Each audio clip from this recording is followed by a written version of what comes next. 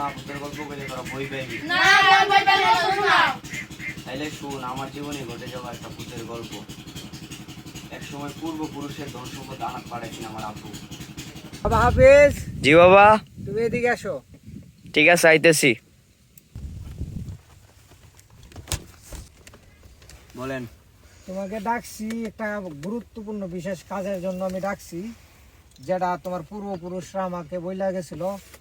এখন বলার মতো মানুষ পাই না। আমি অনেক লোকজন আমি তোমার বংশের থেকে পাঠাইছিলাম, ওরা তো জায়ান থেকে ফিরে আসতে পারে নাই।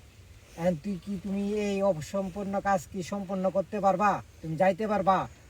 জি বাবা, আমি আপনার জন্য জীবন দিতে রাজি, আপনি বলেন। তোমার বাপ দাদা বা পূর্বপুরুষরা এখানে কিছু গুপ্তধন রাইকে গেছিল বিশ্ববাড়ির জঙ্গলে। এখানে কি তুমি যাইতে পারবা? অবশ্যই আমি যেতে পারবো, আপনি বলেন শুধু। তে যাও, তোমার জন্য আমার আশীর্বাদ রইল। আচ্ছা ঠিক আছে, আমি কালকেই রওনা হব ইনশাআল্লাহ। আব্বা তো পাঠায়া দিল গভীর জঙ্গলে যাওয়ার জন্য, পূর্বপুরুষের ধন সম্পদ আনার জন্য। সামনে আবার ভূত মুত সব, আল্লাহ জানে কি হয়। যাই বাসায় রাখি।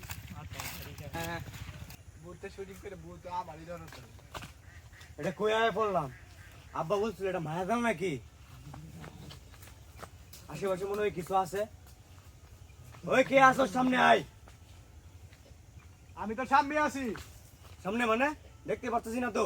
তুই আমাকে দেখবি কেমনে? আমি হচ্ছি অদৃশ্য। আমি এই গাছের ভিতরে আছি।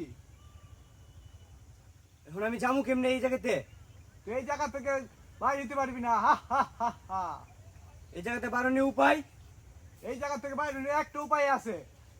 কি সেটা? তুই যদি আমার 3টা প্রশ্নের উত্তর দিতে পারিস তাহলে এখান থেকে বাইরে যেতে পারবি। 3টা প্রশ্ন কি করো? প্রথম প্রশ্ন হলো আমার, তুই কিভাবে চলাফেরা করস? হাত দিয়ে চলাফেরা করস না পা দিয়ে? হাত দিয়ে। তুই খাইস কি দিয়ে? হাত দিয়ে না পা দিয়ে? পা দিয়ে। তোর হাতে কি? হাতে বদনা।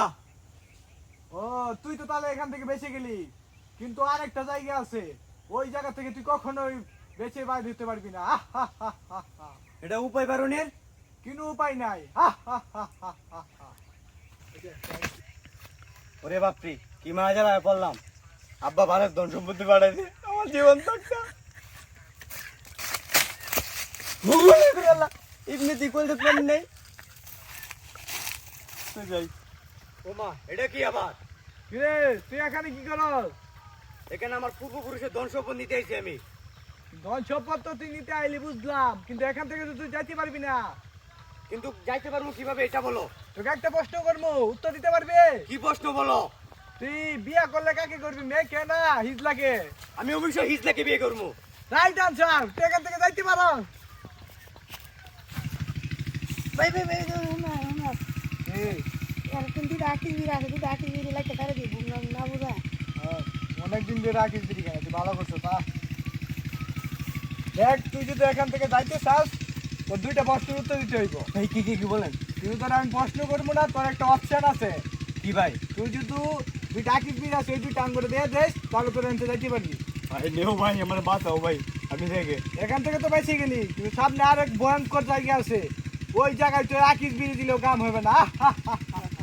আলার আলার উল্টা পাল্টা ভূত হিন্দিতে দেখা যায়।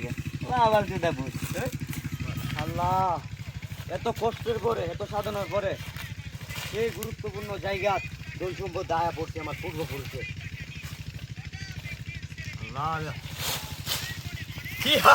মায়া গেছি। কষ্ট হইলো আবার ভালো লাগতেছে। কোটি কোটি টাকার মালিক এখন এই মূল্যবান রত্ন পাওয়ার পরে। তুই আন্ডারেস্ট, তুই এখানে কার অনুমতি নিয়ে আইসি? তাই আমার জঙ্গলে এটা তো আমার পূর্বপুরুষের ধন সম্পদ। এসিবি একে সাইরা দে।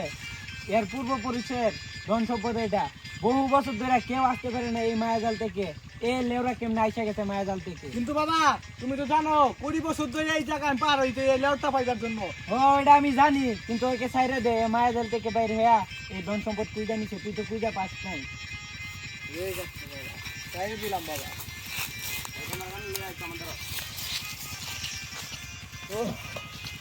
অনেক কষ্টের পরে ধন সম্পদ পাইছি। ধন্যবাদ বাবা, আমি আসতেছি।